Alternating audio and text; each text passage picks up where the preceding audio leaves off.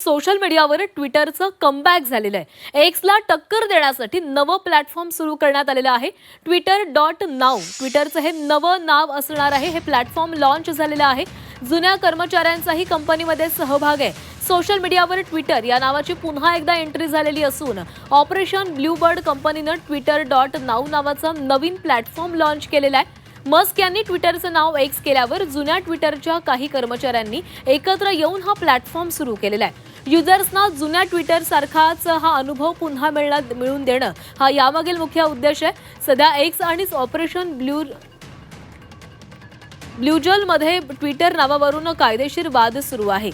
दरम्यान नवीन ट्विटर हे मस्क यांच्या एक्सला टक्कर देणार का हे आता आगामी काळातच कळणार आहे।